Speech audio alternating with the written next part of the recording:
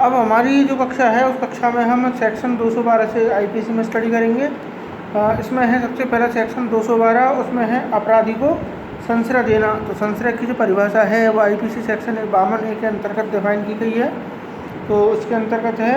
जब कोई अपराध किया जा चुका है और किसी ऐसे व्यक्ति को जो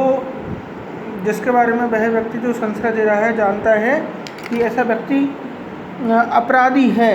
तो ऐसी स्थिति के अंतर्गत वह उस व्यक्ति को वैध दंड से प्रतिच्छादित करने के लिए, यानी कि उस व्यक्ति को दंड नहीं मिले, उस व्यक्ति को किसी प्रकार की कोई सज़ा नहीं हो, उस चीज़ से वह रोकता है,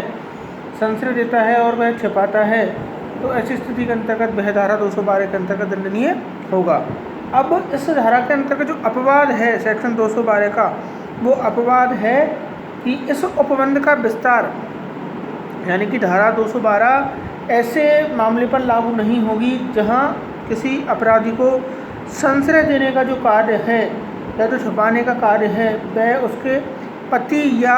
पत्नी के द्वारा जो किया गया है। यानी कि पति अगर पत्नी को किसी प्रकार का कोई संश्रय देता है या पत्नी है वह पति को किसी प्रकार का कोई संश्रय देती है, तो हस्बैंड वाइफ के केस के अंतर्गत यह जो केस है, ये जो धारा है वो लागू नहीं होगी। अब इसका जो दृष्टांत है वह दे रखा है कि यह जानते हुए कि खे ने क्या की है, डकैती, खे को वैध दंड से प्रतिच्छादित कराने के लिए, यानी कि खे को दंड नहीं मिले उससे रोकने के लिए वह उसको छिपा लेता है। चूँकि ऐसी स्थिति के अंतर्गत डकैती का दंड आजीवन कारावास से दंडनीय है, तो खे यहाँ पर आजीवन कारावास से दंडनीय है और कै 3 वर्ष से अधिक अवधि के से दोनों में से किसी बात की कारावास से दंडनीय है और जुर्माने से भी उसको दंडनीय किया हुआ माना जाएगा। तो ऐसी स्थिति के अंतर्गत वह व्यक्ति इस प्रकार के अपराध से जो किया कि वह पनिशेबल होगा। और इसके अंतर्गत केस है, उस केस के अंतर्गत एक इम्पोर्टेंट है, तमिलनाडु राज्य बनाम नलिनी और अन्य 1999 क्रिमिनल लॉ 1138 सुप्रीम कोर्ट का केस है। उसके अंतर्गत भी संश्रय को जो कि परिभाषित जो किया गया था। और इस धारा के अंतर्गत 212 के अंतर्गत जो अपराध है वह संज्ञेय है, जमानतीय है और असमनीय अपराध है, और यह किसी प्रथम वर्ग मजिस्ट्रेट के द्वारा इस अपराध का विचारण है वो कि किया जा सकता है। सेक्शन 213 के अंतर्गत है, अपराधी को दंड से प्रतिच्छादित करने के लिए किसी प्रकार का कोई गिफ्ट लेना, यानी कि उपहार लेना। उपहार लेने का जो मुख्य उद्देश्य है वो है अपराधी को दंड देने से रोकना। तो जो कोई अपने या किसी अन्य व्यक्ति के लिए कोई पारितोषण है या किसी संपत्ति का प्रतिस्थापन है किसी व्यक्ति के लिए करेगा और वह ऐसा करने का उसका जो आशय है, इसका जो इंटेंशन है वो केवल यही है कि किसी अपराधी को दंड नहीं मिले, यानी कि अपराधी को दंड से मुक्ति मिले। ऐसी स्थिति करने के अंतर्गत अगर कोई व्यक्ति इस प्रकार से लोक सेवक है, कोई किसी प्रकार की कोई ब्राइब लेगा, किसी प्रकार की कोई रिश्वत लेगा, तो वह धारा 212 के अंतर्गत दंडनीय होगा। अब इसमें अलग अलग क्राइटेरिया है कि अगर कोई अपराध मृत्युदंड से दंडनीय है और उस अपराध से किसी व्यक्ति को दंड से प्रतिच्छादित करने के लिए कोई रिश्वत लेता है, या कोई आजीवन कारावास से दंडनीय अपराध है या कारावास से दंडनीय अपराध है, तो ये क्राइम अपराध का आपका क्राइटेरिया अलग अलग हो जाएगा। लेकिन मेन जो सेक्शन है वो सेक्शन 213 इसके अंतर्गत आता है। अब सेक्शन बात करते हैं हम 214 की, 214 की। 214 के अंतर्गत है 214 में दे रखा है, अपराधी के प्रतिच्छादन के उपहार की प्रस्तावना करना या संपत्ति का प्रत्यावर्तन करना। तो ऐसी स्थिति के अंतर्गत है, यदि कोई अपराध किसी व्यक्ति को छिपाए जाने के लिए या किसी वैध दंड से प्रतिच्छादित करने के लिए जो कि है वह इस प्रकार या किसी दंड की युक्त कार्रवाई नहीं की जाए, किसी व्यक्ति को प्रॉपर दंड नहीं मिले, उस चीज़ के लिए अगर कोई रोकना है किसी व्यक्ति को इस प्रकार से, और इस एवज में कोई व्यक्ति पारितोषण देता है या दिलाता है या दिलाने की प्रस्तावना करता है, तो या कोई संपत्ति का इस संदर्भ में प्रत्यावर्तन करता है या कराता है तो ऐसी स्थिति के अंतर्गत धारा 214 के अंतर्गत वह दंडनीय होगा। लेकिन इसमें अपवाद क्या है? इसका अपवाद है धारा 213 और धारा 214 दोनों धाराओं के जो उपबंध हैं उन उपबंधों का विस्तार किसी ऐसे मामले पर नहीं होगा जिनमें अपराध का समन जो कि है वह विधि पूर्वक रूप से किया जा सके। अब अपराध का समन होता है कि नहीं होता, ये हम सेक्शन 320 CRPC 1973 का एक्ट नंबर जो 2 है उसकी धारा 320 में हम एक अनुसूची दे रखी है, कंपाउंडेबल और नॉन कंपाउंडेबल ऑफेंस, समन और असमनीय अपराध। तो जनरल में बता देते हैं आपको कि समनीय अपराध वे होते हैं जिनका जो दंड का जो मात्रा है वो 2 वर्ष तक की अवधि के लिए हो, और 2 वर्ष से अधिक की अवधि के लिए जिनके लिए दंड है वो जो कि है वह असमनीय मामले होते हैं। लेकिन ये क्राइटेरिया कोई फिक्स क्राइटेरिया नहीं है, तो इसमें तो हम यही देख कर बता सकते हैं जो प्रथम अनुसूची के अनुसार जो जिनका हम जो समन कर सकते हैं वो समनीय अपराध हैं, और जो उनका नहीं कर सकते हैं वो असमनीय अपराध माने जाएंगे, जिनको न्यायालय की अनुमति के माध्यम से ही हम उनका कंपाउंडेशन जो कि कर सकते हैं। सेक्शन 215 के अंतर्गत है चोरी की संपत्ति वापस लेने के अंतर्गत सहायता करने के लिए उपहार लेना। तो ये सभी टाइटल सेक्शन है, इनका कुछ ज़्यादा वो नहीं है इतना। सेक्शन 216 के अंतर्गत ऐसे अपराधी को संशय देना, यानी कि उसको इस प्रकार का हम उसको मतलब उसको रहने के लिए कोई है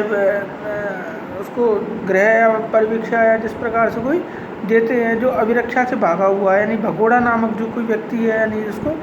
जो भागा हुआ है उसको जिसको पकड़ने का आदेश भी दिया जा चुका है, तो उस व्यक्ति को संरक्षण देने के बारे में जो प्रावधान है वो जो कि 216 के अंतर्गत है।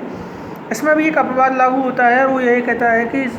उपबंध का विस्तार ऐसे मामले पर नहीं है जिसमें इस प्रकार की जो कार्रवाई है, संशय की जो कार्रवाई है वो पति या पत्नी के माध्यम से जो की वो की जाए, यानी कि इसमें भी हम सेक्शन 216 को अपवादों का दिन हम उसमें पढ़ेंगे। सेक्शन 216A जो है वो इम्पोर्टेंट सेक्शन है, वो है लुटेरों को या डाकुओं को संशय देने के लिए शास्ति। तो यह इसमें उस पनिशमेंट के बारे में बताया गया है कि कोई लुटेरा व्यक्ति है या कोई डाकू व्यक्ति है और हम उस व्यक्ति को संशय देने के लिए देते हैं तो उसके लिए क्या पनिशमेंट या पेनल्टी का प्रावधान है। तो इसके अंतर्गत है कि वह 216A के अंतर्गत उसको पनिशमेंट मिलेगा। इसमें स्पष्टीकरण जो दे रखा है धारा के अंतर्गत वो ये दे रखा है कि इस धारा के प्रयोजनों के लिए यह तत्वहीन है कि लूट या डकैती भारत में आश्रित है या की जा चुकी है या भारत से बाहर आश्रित है उसका किया जाना, या वह कंप्लीटेड जो कि किया जा चुका है। तो ऐसी स्थिति के अंतर्गत इस चीज़ को नहीं देखा जाएगा। अब इसका अपवाद वो पहले वाला ही लागू होगा, यानी कि इसमें इस जो धारा का विस्तार उन मामलों पर नहीं है जिनमें इस प्रकार का जो संशय है वो पति या पत्नी के द्वारा एक दूसरे को होता है, पति पत्नी को द्वारा संशय दिए जाने का इसमें विस्तारीकरण नहीं है। 217 इसके अंतर्गत सेक्शन है वो है लोक सेवक के द्वारा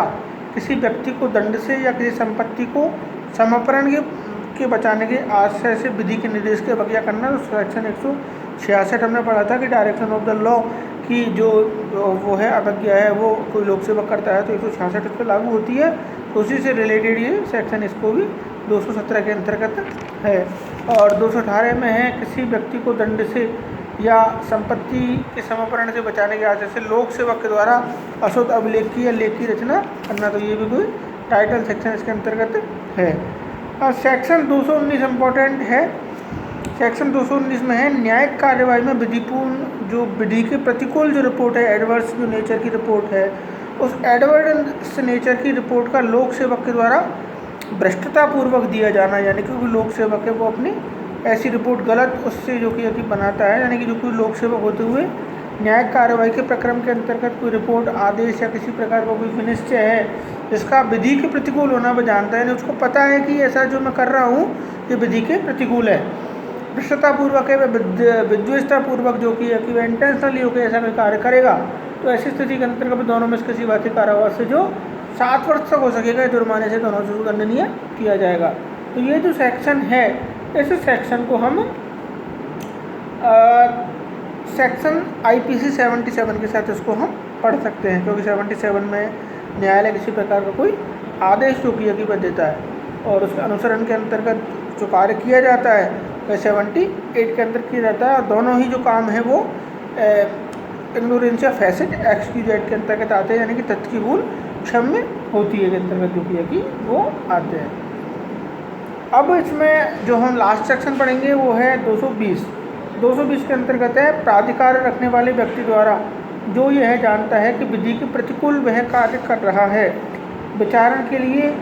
या परिरोध करने के लिए सुपुर्दगी के संदर्भ में जो प्रावधान है वो किए गए हैं। तो ये भी एक प्रकार का टाइटल सेक्शन है। आगे की जो हमारी कक्षा है उस कक्षा के अंतर्गत हम सेक्शन 221 को जो किया कि पढ़ेंगे। आज तक हम सेक्शन 220 ही पढ़ेंगे। सेक्शन अभी 221 से आगे के जो सेक्शन है 229 तक, ये सभी मिथ्या साक्ष्य लोक न्याय के विरुद्ध अपराध हैं। तो हमारा जो पूरा जो चैप्टर है, चैप्टर 11, वो हमारा नेक्स्ट क्लास के अंतर्गत कंप्लीट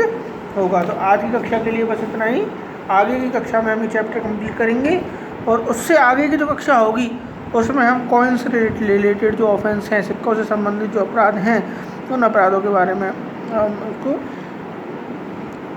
उनका विश्लेषण करेंगे, उनका हम पढ़ेंगे। तो आज की कक्षा के लिए बस इतना ही। Thank you.